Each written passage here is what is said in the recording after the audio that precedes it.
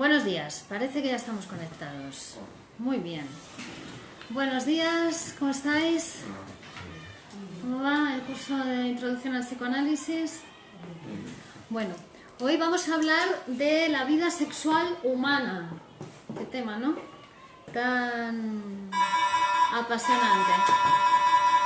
Siguen llegando nuestros alumnos presenciales y también los participantes online. Buenos días a todos.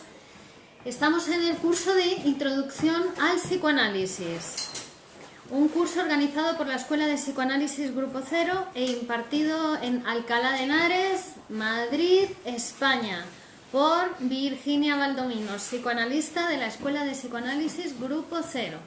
Les estamos hablando desde, buenos días, la consulta de psicoanálisis situada en la calle Santiago 38, primero A, Alcalá de Henares, Madrid, España.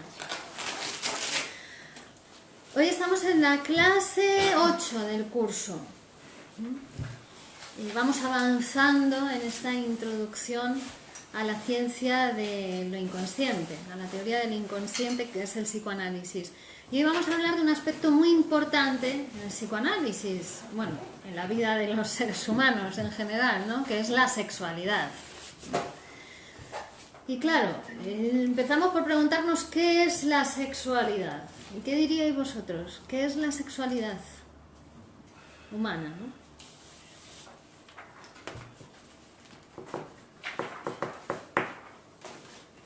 A ver.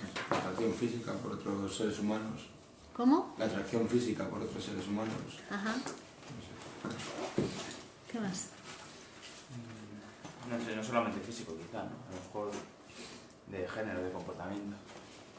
Ajá. Atracción emocional. Ajá. ¿Qué más? Energía, vida, no sé. Energía de vida. Sí. Ujú. ¿Qué más? Pulsión. Pulsión. Ujú. ¿Qué más? A ver, sexualidad, sexualidad. ¿Qué es la sexualidad?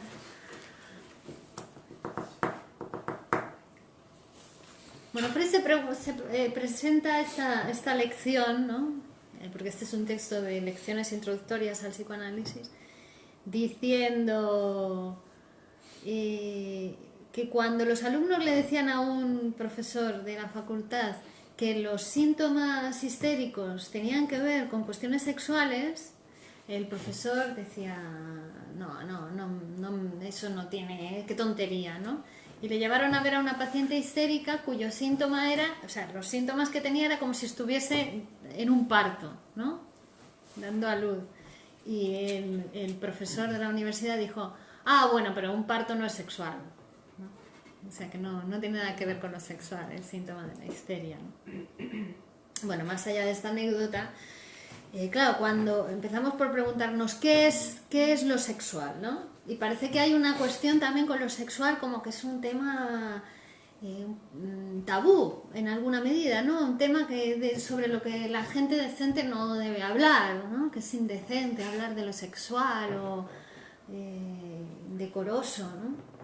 Por una parte. Luego también hay una cuestión con lo sexual que pareciese como un oficialismo, que pareciese que lo sexual sería toda aquella cuestión y que está encaminada hacia la reproducción, ¿no? Hacia el tener hijos, ¿no? Hacia la cuestión de la reproducción de la especie. Pero incluye, claro, también lo sexual incluye eso. También está toda otra cuestión que tiene que ver con la diferencia sexual. La diferencia entre los dos sexos, ¿no? Hombre, mujer, que eso también está implicada en la concepción sobre la sexualidad.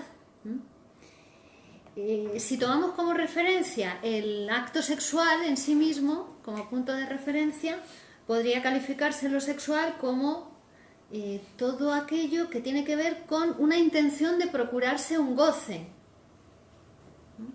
Un goce por medio del cuerpo, ¿no? Que decíamos antes. Y en particular por medio de los órganos genitales del sexo opuesto, de una persona del sexo opuesto. Es decir, todo aquello que tendería a conseguir la unión de los genitales y la realización del acto sexual, ¿no? Eso sería una perspectiva de lo sexual, ¿no? Y como decíamos, hay quienes piensan que si el acto sexual no está encaminado a la reproducción es algo indecente, ¿no? Si solamente está encaminado a proporcionarse un goce, una satisfacción. Pero claro, también pensando así nos dejaríamos fuera de lo sexual otras cuestiones que están dirigidas a procurarse un goce y que no están dirigidas a la procreación, como por ejemplo la masturbación o simplemente el beso. Es un acto sexual en sí mismo también, ¿no? Entonces, es decir, hay muchas cuestiones de indudable carácter sexual que sin embargo no formarían parte del acto sexual genital propiamente dicho encaminado a la reproducción, ¿no? Entonces, Freud dice, nos vemos obligados a redefinir un poco, a intentar definir qué es esto de lo sexual para el psicoanálisis, ¿no? Y no va a estar exento de dificultades, porque hay muchos matices y muchas cuestiones que hay que tener en cuenta cuando se habla de lo sexual. Pero, entonces, tenemos una orientación de lo que los hombres denominan sexual. Una definición que tiene en cuenta que hay dos sexos, masculino y femenino, que tiene en cuenta la consecución del placer, que tiene en cuenta la función procreadora y que tiene en cuenta como un carácter indecente de una serie de actos y de objetos que deben ser silenciados, ¿no? Esta definición más o menos nos permitiría abarcar de una manera práctica este asunto de lo sexual, pero resulta insuficiente desde el punto de vista científico, puesto que disponemos de datos y de ejemplos y de evidencias de grupos de sujetos, de individuos que tienen una vida sexual que podría estar fuera de lo considerado normal si simplemente nos restringiésemos a esta definición. Bueno, a este grupo se les ha denominado que se encuentran dentro, digamos, o fuera de lo que se considera normal oficialmente, se les ha considerado como perversos sexuales, ¿no? Pero ya sabéis que el psicoanálisis estudia todo, porque si se da en humanos, eso también forma parte de lo humano, ¿de acuerdo? Y el psicoanálisis muchas veces estudia determinadas tendencias, ¿no? También incluso neurosis de tendencias patológicas para descubrir cómo es el funcionamiento normal de lo psíquico y de lo humano, ¿no? Entonces, va a hacer una aproximación a lo sexual Freud partiendo, por una parte, de eso que ha sido considerado a lo largo de la historia o en la historia reciente como perversidad, ¿vale? Y también vamos a hablar de otros aspectos de la sexualidad, porque para el psicoanálisis lo sexual va a ser más amplio que lo genital, puramente, ¿no? Como habéis dicho, está también la atracción emocional, se ha dicho por ahí, ¿no? La pulsión, la energía vital, claro, porque es sexual también, ¿no? No solamente lo genital, va más allá de lo genital, lo incluye, pero no solo es lo genital, ¿no? Y tampoco es solamente la sexualidad adulta, lo sexual, sino que también incluye la sexualidad infantil, ¿no? Que es una sexualidad diferente a la adulta, ¿no? La adulta sí que podríamos decir que a partir de la adolescencia nace la sexualidad adulta o la sexualidad genital que ya está encaminada a la procreación, ya está capacitada para la procreación, pero hasta ese momento también ha habido sexualidad, ¿no? Sexualidad infantil, que ya estaba preparando al sujeto para después la llegada de la adolescencia, pero el sujeto es sexual desde que nace. El niño desde que nace ya tiene sexualidad. diferente, ¿no? Vamos a ver las características de esta sexualidad. Buenos días. ¿Vale? Bueno, dentro de esta sexualidad, buenos días desde Notting Hill, gracias Notting Hill. Tenemos a Ricardo aquí, Notting Hill, Evelyn Constantino, Leandro Briscioli, José Morán, Clemos Lonís, José Antonio Fernández, Rafael Ejido, buenos días a todos. Bueno, vamos a hablar de la homosexualidad, por ejemplo, ¿no? Vamos a empezar por ahí. La homosexualidad, que serían personas, ¿no?, que sienten deseo sexual hacia otras personas de su mismo sexo. ¿Vale? Es decir, el sexo opuesto no ejerce atracción hacia ellos. Y en muchos casos incluso el sexo opuesto les produce cierta hasta repulsión. Bueno, estas personas renuncian a esa actividad procreadora con el sexo opuesto, ¿no? A la actividad del coito realmente, porque después vemos que a la actividad procreadora o a la cuestión de tener hijos no renuncian, ¿no? Pero sí al coito encaminado a la procreación, ¿no? Bueno,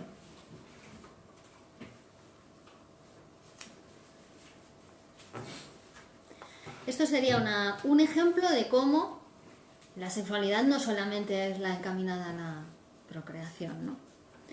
Pero también hay otros ejemplos, ¿no? Cuando se utiliza un orificio del cuerpo para una práctica sexual que no es el encaminado a la procreación, ¿no?, que sería la vagina, se utiliza la boca, se utiliza el ano, se utiliza otro orificio del cuerpo, también se observa que otras zonas pueden convertirse en erógenas, pueden ser zonas erógenas sin que esté encaminado, sin que sea el objeto de la procreación.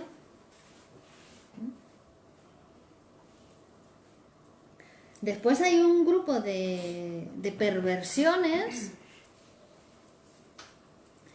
que se contentan, ¿no? Son sujetos que se contentan con una parte del cuerpo, o sea, ni siquiera llegan a los órganos ni genitales ni a otros, ¿no? Simplemente con el pelo, el cabello de la persona amada, o con la mano de la persona amada, ya con eso son felices, ¿no? Ya tienen una relación sexual propiamente dicha, ¿no?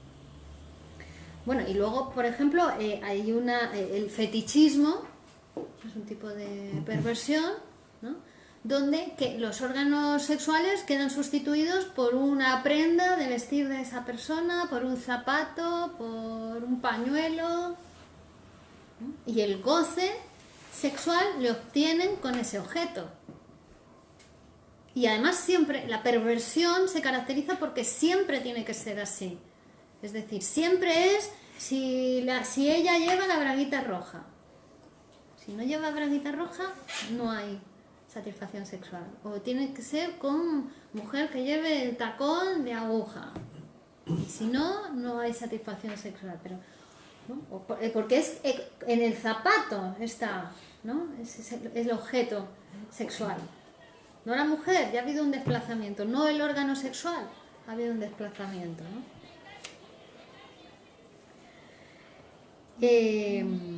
Por último, vamos a citar a otros sujetos que desean al objeto sexual en su totalidad, no una parte del objeto sexual, pero exigen que el objeto sexual tenga ciertos requisitos singulares o hasta aterradores. Hasta tal punto hay desviaciones en lo sexual que hay personas que solamente pueden gozar con cuerpos muertos y llegan hasta matar para gozar con un cuerpo muerto. O sea, fijaos, hasta tal punto la desviación que puede darse en lo sexual, ¿no? ¿Desde cuándo o desde dónde se considera perversión o no perversión?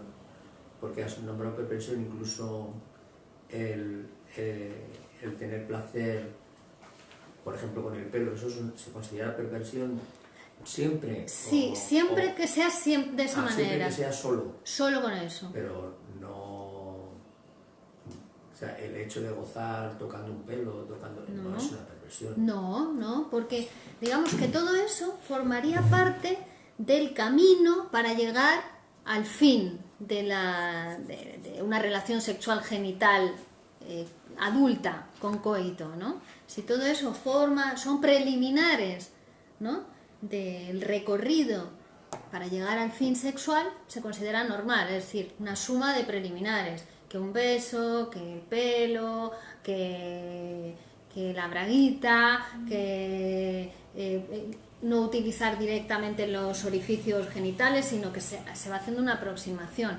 Pero si solamente es de una manera y solamente de esa, se considera perversión, ¿no? Hay un texto que dice, perversión, que es darle una cachetada a mi mujer todos los días a las 7 de la mañana, ¿qué es? ¿La cachetada o que todos los días sea a las 7 de la mañana? ¿No?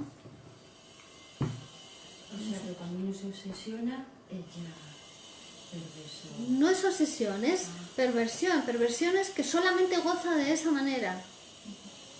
¿No? Solamente goza si está el zapato rojo. Si no lleva zapato rojo, no hay goce. Eso es la perversión, solo de una manera, ¿no? Solo con el pelo.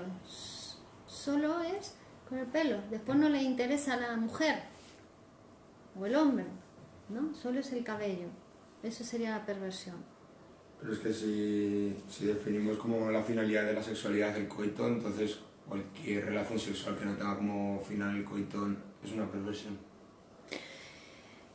Nos estamos aproximando al tema.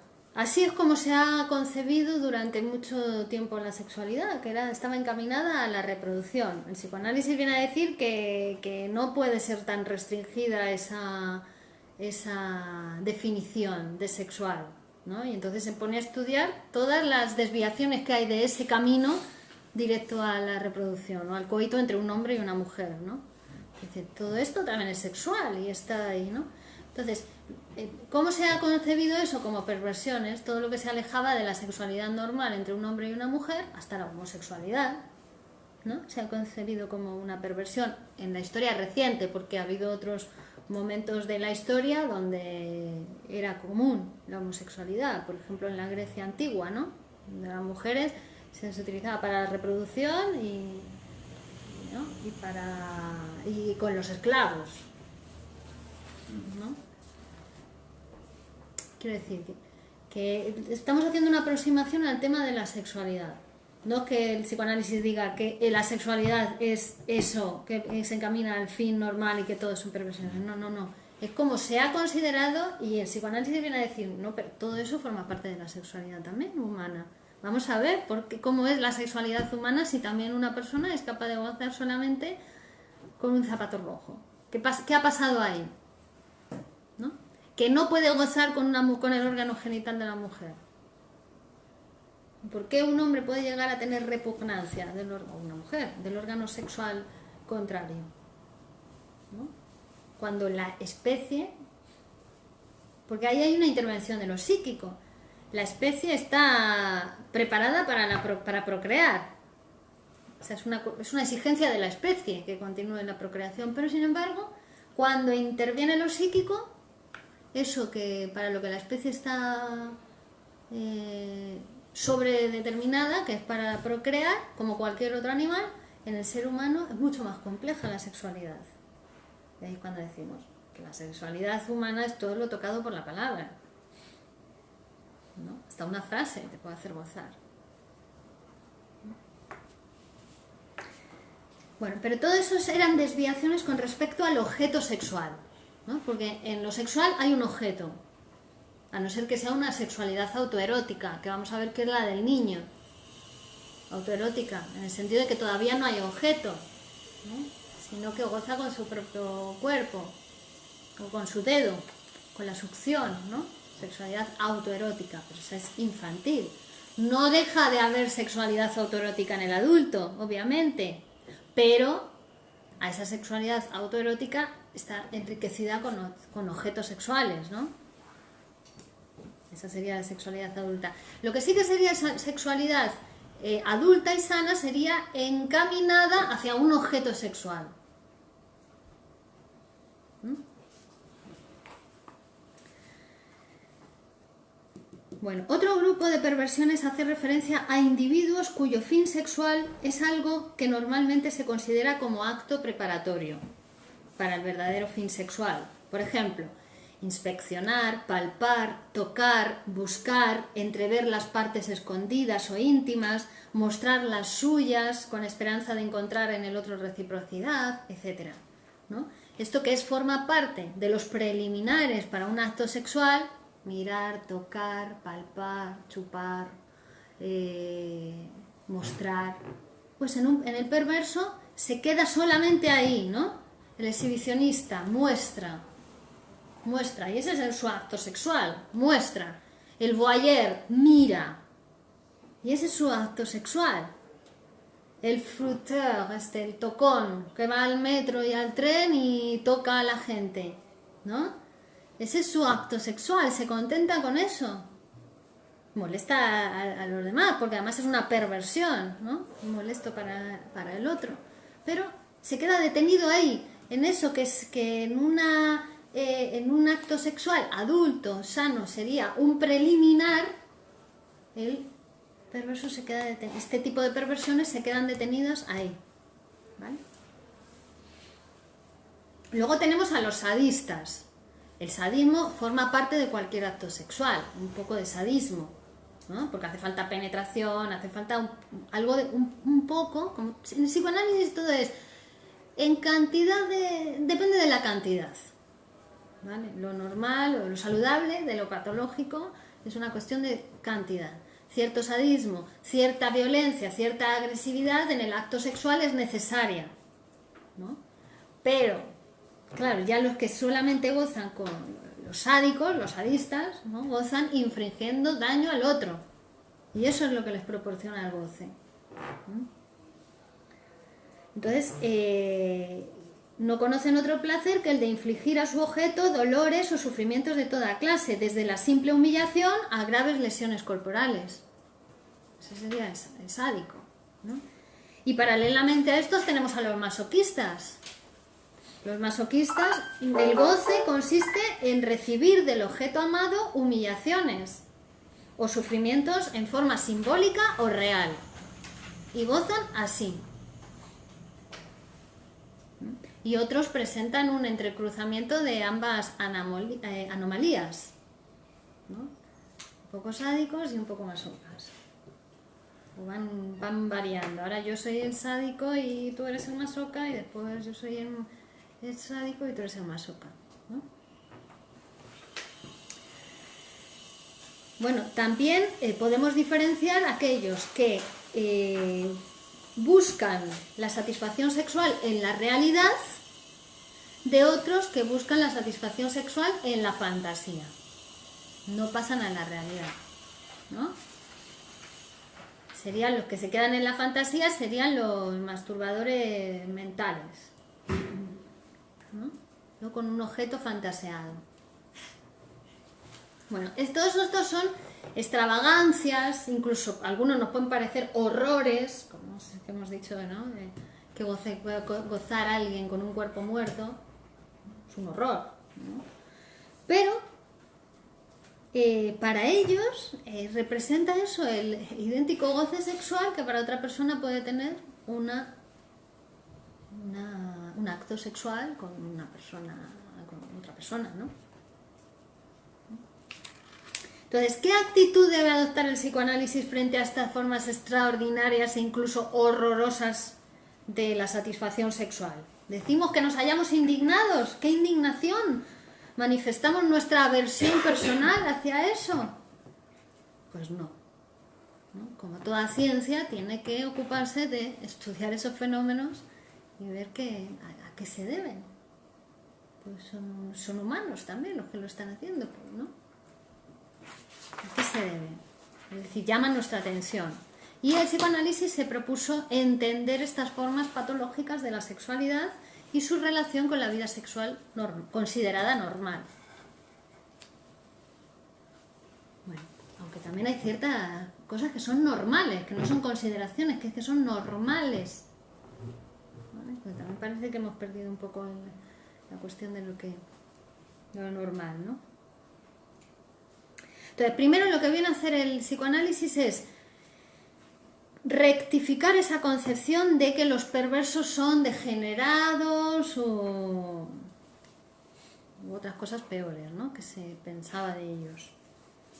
¿Por qué? Pues precisamente porque hemos visto que hay cuestiones que en determinadas épocas históricas han sido las consideradas normales, ¿no? Tampoco quiere decir que la homosexualidad no sea una degeneración, obviamente, tampoco quiere decir que sea un ser superior el homosexual. ¿Vale? Pues vamos a ver cómo la homosexualidad también va a tener que ver con la posición de salida del complejo de Edipo. ¿Vale? O sea, es una posibilidad humana, puesto que la disposición constitucional del sujeto psíquico es bisexual. El niño tuvo un objeto de amor femenino y objeto de amor masculino y de identificación también, el padre y la madre, y a partir de ahí se va a constituir su sexualidad y sus inclinaciones sexuales. ¿Vale?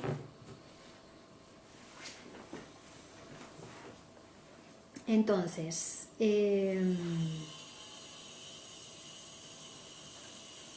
y además disponemos de los resultados obtenidos en las investigaciones psicoanalíticas con los pacientes neuróticos, ¿no? Donde también, bueno, pues se observa los relatos de los pacientes donde llevan acerca de su sexualidad, ¿no? Que casi siempre hablan de la sexualidad infantil también, ¿no? Además, hemos dicho que los síntomas neuróticos son satisfacciones sustitutivas. También hemos hablado de eso. Y tenemos que incluir en el concepto de satisfacción sexual también la de los deseos sexuales perversos. No hay ni un solo neurótico donde no se observen deseos sexuales perversos reprimidos. Hasta tal punto que se puede decir que la neurosis es el negativo de la perversión. Es decir, tendencias homosexuales hay en todos los pacientes, en todos los seres humanos. Hablamos de pacientes porque son los que vienen a psicoanalizarse, pero todos los seres humanos. Hay tendencias homosexuales porque decimos que partimos de esa bisexualidad constitucional, psíquica. En algunos casos la homosexualidad es manifiesta, ¿no? Se lleva a la manifestación del acto, y en otros muchos es reprimida, es latente.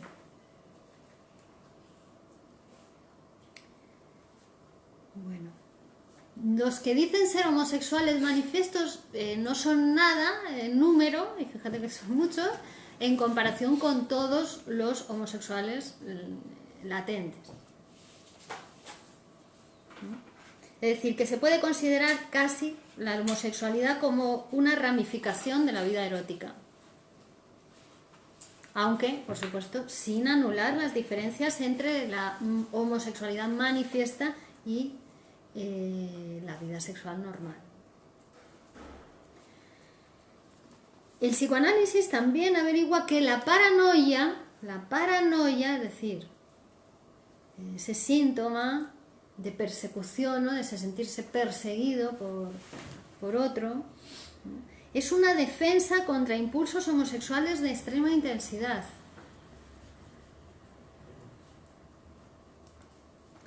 Luego, por otra parte, la histeria, ya hemos hablado de la conversión histérica, ¿no? Como cuando un órgano del cuerpo, en el caso de la histeria se ve muy bien, puede adquirir capacidad erógena y funcionar como un sustituto de los genitales. Un brazo, una pierna,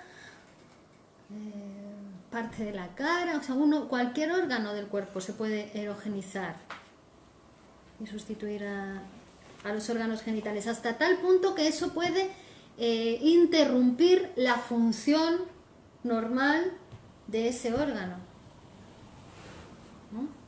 No puede caminar, por ejemplo. Se ha paralizado la pierna.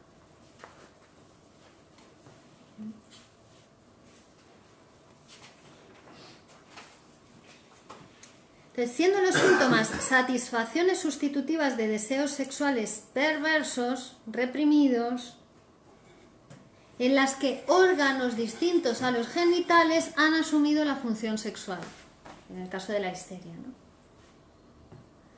Es muy común que los órganos de absorción de alimentos, por ejemplo, la boca, o de excreción, se constituyen como portadores de excitaciones sexuales.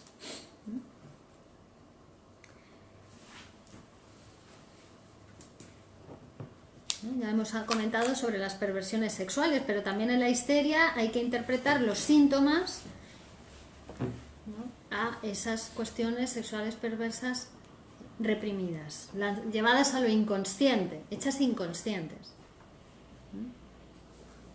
En el TOC ya hemos visto, por ejemplo, en los casos que hemos traído aquí, cómo la señora, el síntoma que vimos de la señora que corría de habitación a habitación, también había una cuestión sexual escondida o latente detrás de ese síntoma, ¿no?, que quería rectificar la impotencia del marido. Y a la vez estaba el castigo, estaba el síntoma, que era una satisfacción sustitutiva de un deseo, y el castigo por ese deseo, ¿no? Es decir, los síntomas son medios de defensa contra esos deseos y expresan la lucha entre la voluntad de satisfacción del deseo y la voluntad de defensa frente al deseo. La satisfacción, en lugar de producirse directamente, lo hace por caminos indirectos y alejados, ¿no?, de tal forma que la conciencia no se entera de nada. Se satisface el deseo, perverso en muchos casos, pero la conciencia no sabe nada. En el caso del TOC se vuelve contra el propio paciente, lo hace víctima, ¿no?, de toda clase de torturas. La gran importancia que en el TOC tiene el miedo al tacto, ¿no?, el miedo a tocar, porque tiene miedo a contagiarse, o la obsesión de limpieza en el TOC. Muchos síntomas del TOC son una modificación del onanismo, de la masturbación, ¿no?, que acompaña al fantasear sexual. La típica frase de una paja mental, ¿no? Se está haciendo una paja mental. Es decir, dale vueltas y vueltas y vueltas y vueltas al asunto constantemente. Bueno, todas estas cuestiones de los pacientes neuróticos, histéricos, le llevaron a Freud a pensar en una predisposición en todos los seres humanos a la perversión. Una predisposición a la perversión. Y esto nos lleva a la sexualidad infantil. ¿Vale? ¿Puedes cerrar la puerta?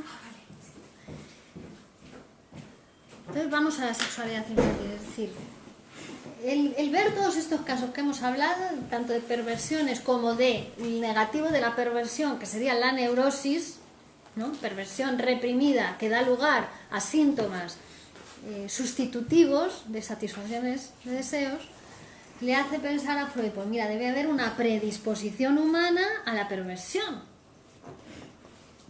¿no? Y va al niño. Va a la sexualidad infantil. ¿También por qué? Porque todos los pacientes en el análisis acababan hablando de su sexualidad infantil, ¿no? Y entonces dice, el psicoanálisis dirige la mirada a la sexualidad infantil. Y entonces Freud habla de un polimorfismo sexual perverso en el niño, ¿no? Dice, el niño es un polimorfo perverso sexual. Claro, esto escandaliza a todo el mundo. Escandaliza a todo el mundo en el momento que Freud lo dice por primera vez y sigue escandalizando a todo el mundo hoy. Que nos digan que el niño, que es el máximo representante de la inocencia sexual, de la candidez, que es un polimorfo perverso. ¡Wow! ¿Cómo suena eso, no? ¡Qué fuerte! A todos, ¿no? Todo el mundo se siente escandalizado por eso. Pero vamos a ver qué quiere decir esta cuestión, ¿no? Porque Cuando el niño nace, ya es sexual, ¿no? Ya tiene sexualidad. Por supuesto, otra sexualidad muy diferente a la sexualidad adulta, ¿no? ¿Qué significa que el niño es un polimorfo perverso? Que no tiene límites. Todavía no ha desarrollado los diques que van a venir más adelante, los diques a la sexualidad infantil, que son ¿cuáles? La vergüenza, el asco, la moral. El niño eso todavía no lo tiene. Es decir, se lleva a la boca cualquier cosa. Goza todo con la boca en la primera etapa de la sexualidad infantil, etapa oral. Todo. Todo con la boca. O sea, todo el goce en la boca, todo el descubrimiento del mundo en la boca. Esto se inaugura obviamente por la necesidad fisiológica de la alimentación, ¿no? Tiene que comer y su primer objeto sexual va a ser el pecho de la madre. Llora, tiene hambre y lo primero que le llega es la teta materna, que le da leche y entonces esa sensación de la leche tibia que entra por su garganta y calma la sensación de hambre, ahí cuando se juntan la sensación con lo que calma el hambre por primera vez, esa es su primera experiencia de placer para el niño. Experiencia que jamás en la vida se volverá a repetir, aunque nuestro intento es siempre de repetir la primera experiencia de placer. ¿Vale? Entonces al principio todo boca, fase oral.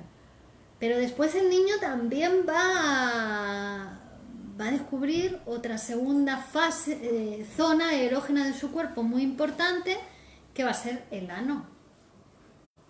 ¿No? Va a haber un momento después de la constitución psicosexual del ser humano, que es una etapa anal de la sexualidad, donde se aprende a retener, a controlar el esfínter anal. Hasta ese momento no había control de esfínteres, el niño se hacía caca, ¿no? Pero ahora ya empieza a darse cuenta, ¿no?, que hay algo de su cuerpo que sale al mundo, que lo entrega al mundo, y que además puede regular eso, puede regular si se lo entrega al mundo o si no se lo entrega al mundo, si lo da o se queda con ello. Una parte de su cuerpo que en este momento es muy preciada para el niño, tanto que psíquicamente hablando es equiparable a un regalo, ¿vale? Por eso el niño hace caca como regalo. La mamá le dice, hazle una caquita, mamá, venga, vamos, hazle una caquita, mamá. Y si el niño está contento con la mamá, le hace una caquita. Pero si está cabreado con la mamá, no le hace caquita. Y se puede tirar hasta 4 o 5 días sin hacer caquita y la mamá totalmente preocupada, que qué le pasa al niño, que no hace caca, ¿no? ¿Veis? Ya empieza el control de esfínteres, pero también el control del adentro y el afuera, de los límites de su propio cuerpo y de la entrega al mundo de algo que le pertenece, ¿no? Que lo hace como un regalo. Y ya se empieza a ver el carácter del niño desde aquí, se empieza a constituir rasgos de la personalidad como la obstinación, la tacañería o el despilfarro, ¿no?, la perseverancia, la minuciosidad, la limpieza, todo nacen de aquí, ¿no? Después como reacciones frente a esto también, porque aquí el niño todavía no tiene escrupulosidad de la repugnancia, así que el niño es capaz hasta de jugar con su caca, hasta pintar la pared con la caca es capaz el niño. ¿Por qué? Porque es un elemento preciado en ese momento y no tiene el dique de la repugnancia todavía.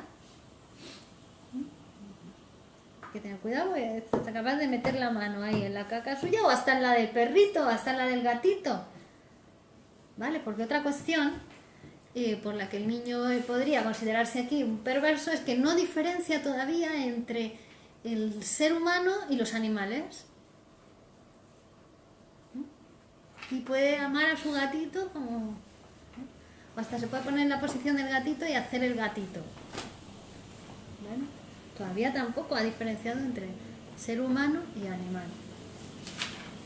¿Veis? Todo es perverso en ese sentido, ¿no? Polimorfo, porque es todas las perversiones posibles. Lo que después en el adulto se considera perversión, porque ahí en la infancia se considera normal. El niño, la siguiente etapa fálica, el niño descubre ahí inspeccionando su cuerpo él, y también gracias a las labores de limpieza que hace su mamá, que le empieza a erogenizar el cuerpo mientras le limpia, le toca, le besa. Ahí se empieza a erogenizar todo el cuerpo del niño. ¿Veis? Su primer objeto de amor es la madre. Es la que empieza a despertar su sexualidad, ¿no? Simplemente con las tareas de limpieza del bebé. Bueno, pues ahí el niño llega un momento en que descubre su cosita de hacer pipí. Una zona de su cuerpo que despierta en él intensas sensaciones, intensa excitación, ¿no? Que en el niño es el pene y en la niña es el clítoris. ¿Y qué pasa? Que el niño ahí no tiene tampoco el dique de la vergüenza y es capaz de salir. Bueno, hay un momento donde los niños van desnudos por toda la casa. ¡Mira, mamá, mamá! Y aquí viene un extraño de a la casa y también se lo enseñan y ¿no? Presumen, están orgullosos de eso, ¿no? De su cosita de hacer pipí. En este momento todavía no hay diferencia sexual, ¿no? Entre niño y niña. Es un momento previo a la diferencia sexual, preedípico todavía, ¿no? Entonces, hay una cosa aquí y es que todos, tanto niño como niña, piensan que todos tienen cosita de hacer pipí, todos tienen pene, piensan, ¿no? Lo que pasa es que el niño es más grande que la niña es muy chiquitito, ¿no? Porque es el clítoris de la niña. O sea, no hay todavía órganos internos de la sexualidad, es solo lo que se ve. Entonces dicen, uy, uy, uy, ¿qué ha pasado aquí? ¿Por qué el mío es más grande y el de ella es más pequeño? O al revés, ¿no? La niña dice, ¿por qué el de él es más grande y el mío más pequeño? ¿No? Entonces, en este momento hay sujetos masculinos y masculinos castrados para los niños. Todavía no hay femenino, ¿no? ¿Y qué piensan? Horrorizados cuando ven, porque, es decir, tiene que llegar un momento donde están preparados para verlo. No sirve antes, que lo hayan visto antes y no estaban preparados, no lo ven, ¿no? Pero ya hay un momento de la maduración psicosexual donde ya están preparados para darse cuenta de eso, ¿no? Y ahí se horrorizan, tanto él como ella. El niño que está en el momento de extrema valoración de su órgano, cuando ve que la niña no tiene, se siente horrorizado. Piensa que a ella se lo han cortado, que le han castigado. Por este momento el niño ya está toqueteándose mucho la cosita y ya alguien le ha dicho en algún momento, eso no se hace. Y si no se lo han dicho los papás, le ha llegado por otro lugar, porque llega por el lenguaje, ¿no? Eso no se hace, no te puedes tocar, a ver si te la voy a cortar. Llega la amenaza por algún lugar, ¿no? Entonces, cuando ve que la niña no tiene, dice, ella ha sido mala y la han castigado. O, otra hipótesis, otra teoría infantil es que es tonta, es retrasada, no le ha crecido todavía. Bueno, estos son teorías infantiles, pero que permanecen en los adultos inconscientemente. En los adultos habréis escuchado alguna vez en la vida decir, no, es que todas las mujeres son malas. Todas las mujeres son malas. Hunde sus raíces esa frase en esta teoría sexual infantil, de que es que se la cortaron porque era mala. O las mujeres son tontas. O sea, las mujeres son tontas. ¿Por qué? Porque no tienen eso, ¿no? Porque se han quedado en esa posición infantil, donde cuando vieron la diferencia sexual lo atribuyeron a que ella no le había crecido todavía. Bueno, entonces es un horror. Y esto le pasa tanto al niño como a la niña. La niña también piensa cuando ve la diferencia ¿no? Piensa que es que ella le falta algo, que ella es tonta, que sus padres no le dieron lo que le tenían que dar, o que se lo han quitado, ¿no? Que le falta algo. Muchas mujeres después en la edad adulta viven en la falta, es que me falta, no tengo dinero, no tengo tiempo, no tengo marido, no tengo trabajo, no tengo. Si escucháis ese discurso en una mujer, a lo que se refiere es a que no tiene, es decir, hunde sus raíces inconscientes también en este momento de la etapa fálica del desarrollo, donde lo más importante era el falo. Hasta en este momento para el niño todo tiene falo, hasta los trenecitos tienen cositas de hacer pipí, hasta los cochecitos, ven el tubo de escape del coche y dicen, anda, mira, también tiene cositas de hacer pipí, ven el canalón del agua que está cayendo el agua, la cosita de hacer pipí de la casa, todo tiene falo, ¿no? Todavía no hay diferencia sexual, todavía no hay masculino y femenino.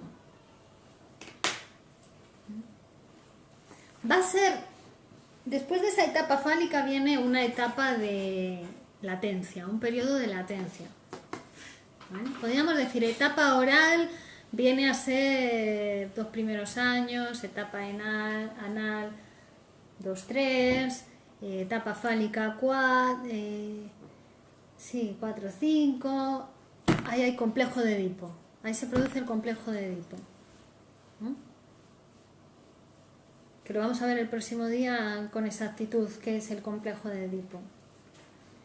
Y después viene periodo de latencia, que es donde la sexualidad infantil se reprime, toda la sexualidad infantil. Por eso no nos acordamos de la infancia, porque el periodo de latencia fue un periodo para olvidarnos de toda la sexualidad infantil. Y después del periodo de latencia va a venir la sexualidad adulta, propiamente dicha. Con la metamorfosis de la pubertad nace la sexualidad adulta. Es decir, ahí ya los órganos sexuales están preparados, los órganos genitales, para la reproducción.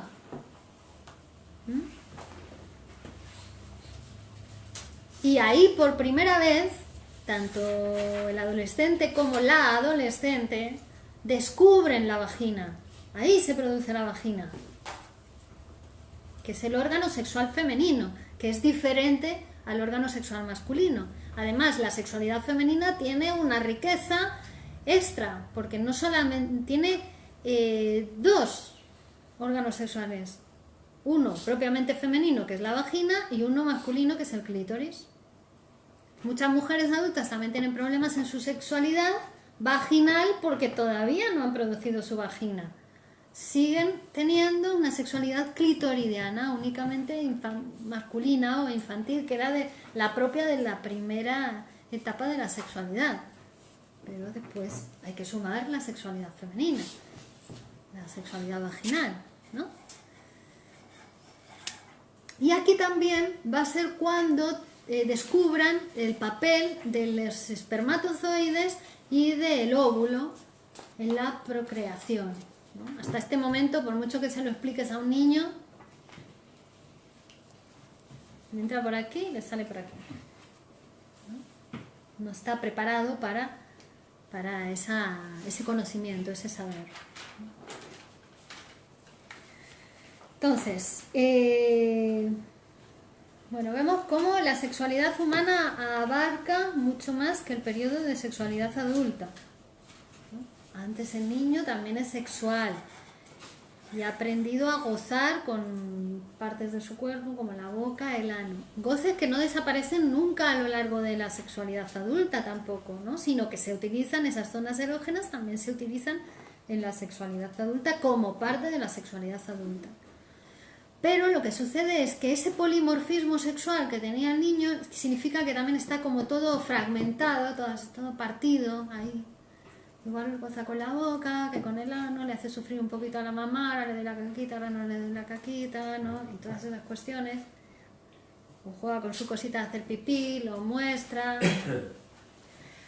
Pero después todas esas formas parciales de la sexualidad se van a orientar hacia la relación sexual con otro ser, con otro sujeto, ¿no? Que sería ya necesario para la procreación o para toda la función de procreación de la especie, ¿no? El coito de un hombre o una mujer, o aunque no sea para la procreación de la especie, para el goce sexual adulto.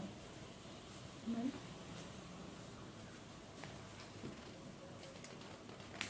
Bien. Claro, la sociedad tiene una función también en la educación sexual. ¿Por qué? Porque coarta la sexualidad hasta la edad adulta como parte de la tarea de la civilización también, ¿no?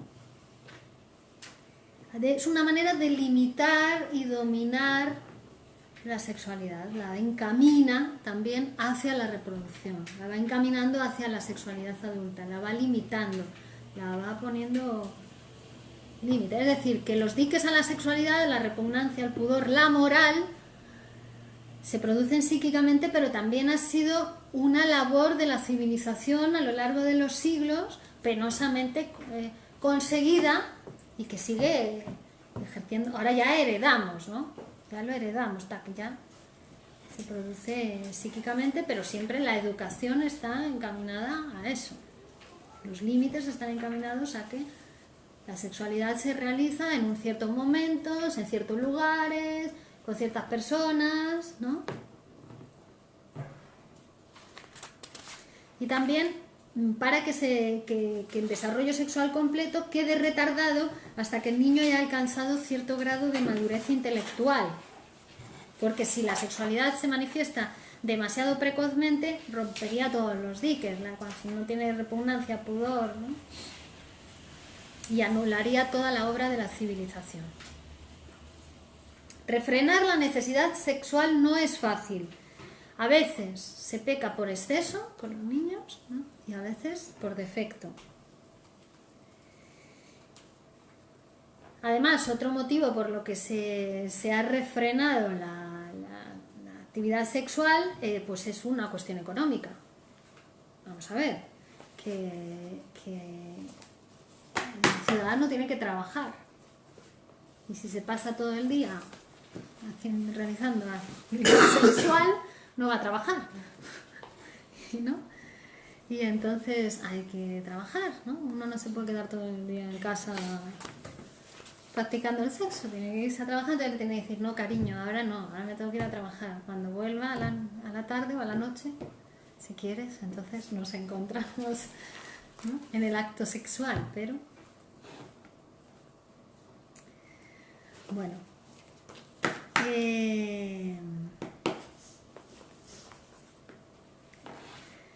Entonces, la vida sexual infantil se somete a una rigurosa disciplina para influir en el niño antes de que se produzca la gran explosión sexual de la pubertad, donde vuelve de nuevo a eclosionar toda esa pasión sexual de la infancia, pero ya con otro formato.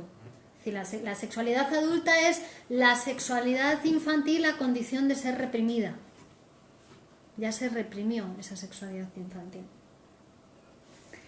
Este fin ideal perseguido por los educadores es el que ha llevado a creer que la infancia era asexual, que no había sexualidad en la infancia, ¿no? Y era una manera también de cerrar los ojos frente a la evidencia que es que los niños tienen sexualidad, ¿no?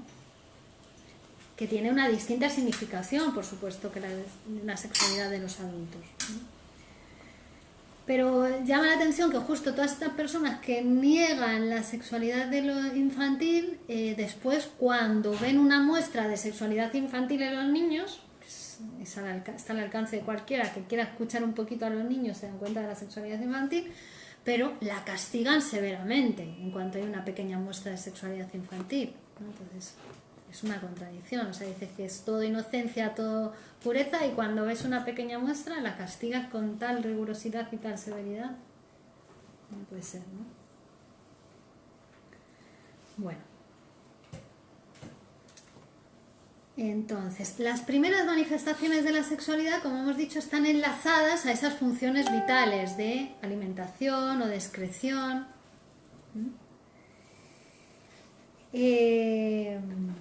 Después, el niño de pecho vemos que chupa cuando tiene hambre, pero después vemos que la cuestión del chupeteo ya se desliga de la función de alimentación, ¿no? Y empieza a chupar el chupete, ya eso le proporciona goce, ya no es chupar el pecho materno o el biberón que le da el alimento, sino que es el simple acto de chupar ya le proporciona un goce, una satisfacción.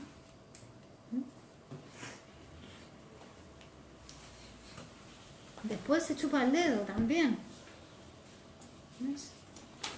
Ya eso va desplazando, va sustituyendo el objeto, pero el goce es el mismo con la boca. Entonces llamamos a esta zona, como hemos dicho, esta zona de goce bucolabial, zona erógena, boca, etapa oral, ¿no? Etapa de la sexualidad oral. Y así, como hemos dicho después, la etapa de la sexualidad anal, etc. Entonces, dos características esenciales de la sexualidad infantil es, primero, que se enlaza a la satisfacción de las grandes necesidades orgánicas, absorción de alimento, excreción, y que se comporta de un modo autoerótico, es decir, halla sus objetos de satisfacción en el propio cuerpo. ¿No? Es autoerótico, narcisista, un goce narcisista. Es su cuerpo y goza con su propio cuerpo y hasta se estimula su propio cuerpo. En la sexualidad adulta no. En la sexualidad adulta hay otro. Bueno. Siento que estáis haciendo esfuerzos para decir ¡basta ya!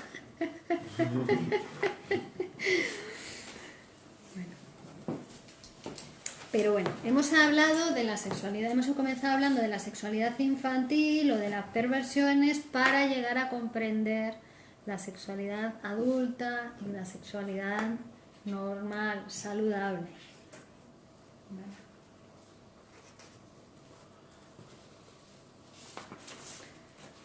Y cuando vimos lo de los sueños decías que siempre eran, ¿cómo era? Bueno, como sensaciones... Deseos sexuales no... Infantiles, reprimidos. Exacto.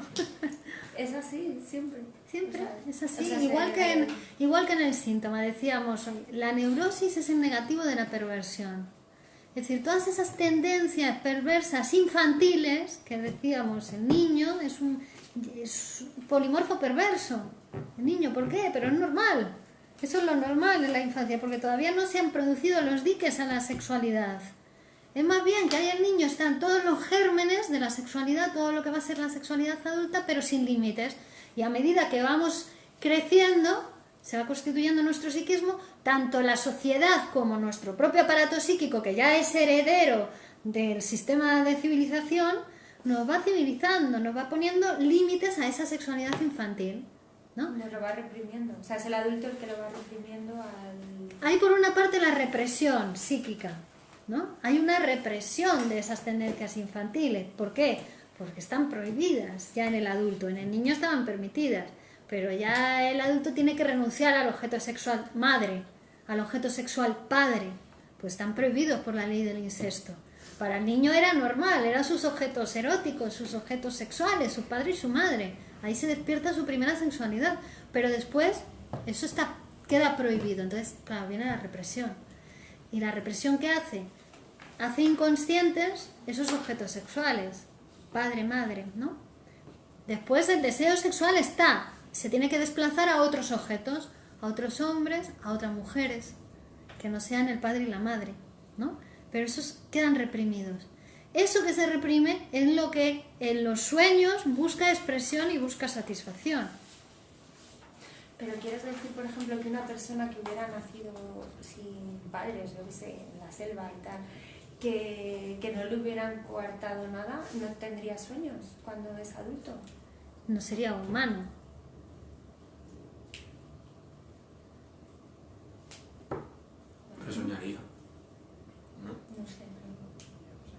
No sería una persona. Primero, que no tenga padre o madre no significa nada porque alguien va a hacer la función padre o Me madre. refiero a que Que hubiera nacido sí. salvaje, Sí, se salvaje. moriría. Eso también es verdad, que no es nuestra independencia. Claro, porque necesitamos de otros para sobrevivir. Si no hay otra persona que te salva la vida, que hace la función madre, sea tu madre o el cura que te recoge en el monasterio o quien quiera que te... ¿no? Alguien tiene que hacer la función madre, que tiene que decir, este niño, esta niña no se muere, a este le salvo yo. Porque el niño cuando nace es totalmente indefenso, no puede hacer nada solo, nada. Si no hay alguien que tome la decisión de salvarle la vida, de darle de comer, de acunarle, de darle calor, de protegerle frente al exterior, se muere. Pero sí que se han encontrado casos de críos que se han perdido de muy bebés, siendo muy bebés en la selva y se han criado con otros animales.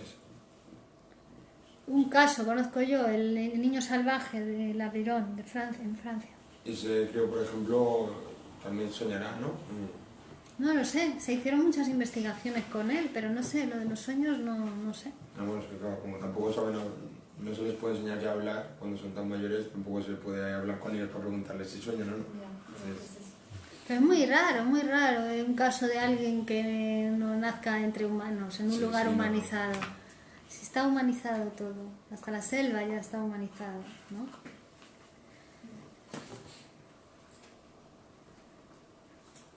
Pero la división del aparato psíquico en consciente o inconsciente se produce a consecuencia del complejo de Edipo, que es la máquina que nos humaniza.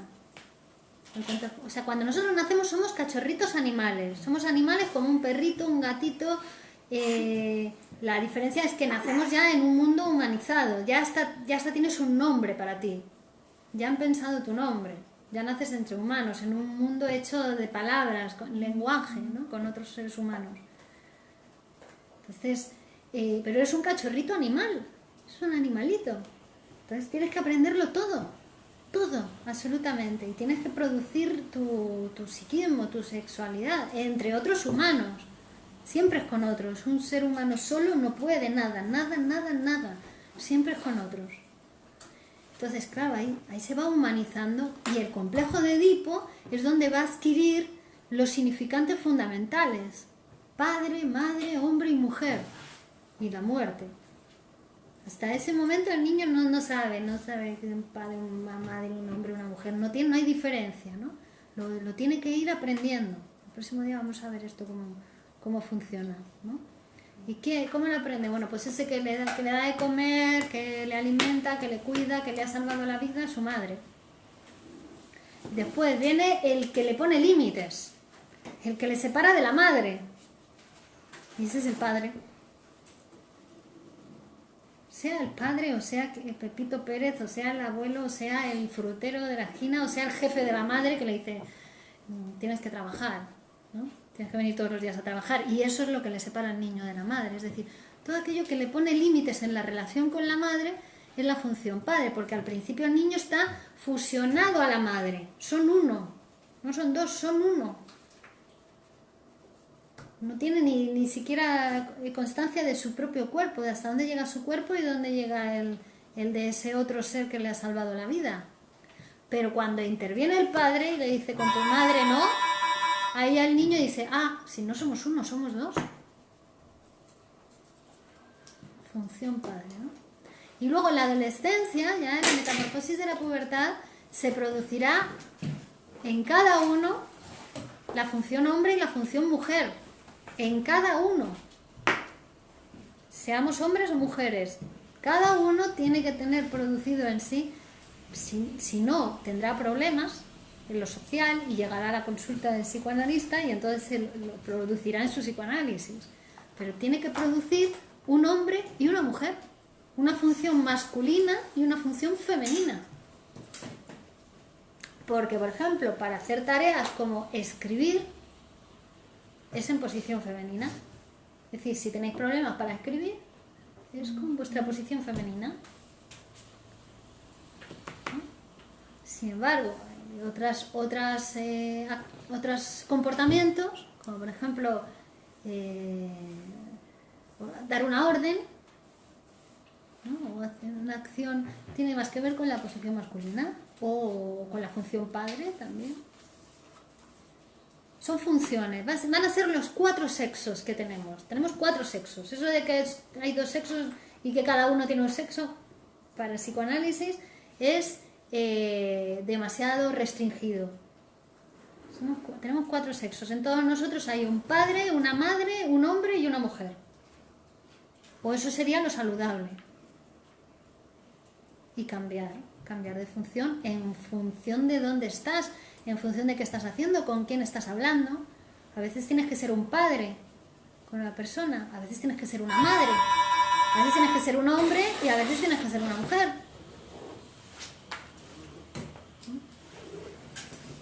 Bueno, dejamos aquí, pero continuamos el próximo día por aquí, ¿vale? Y ya lo vamos a relacionar con el complejo de Edipo.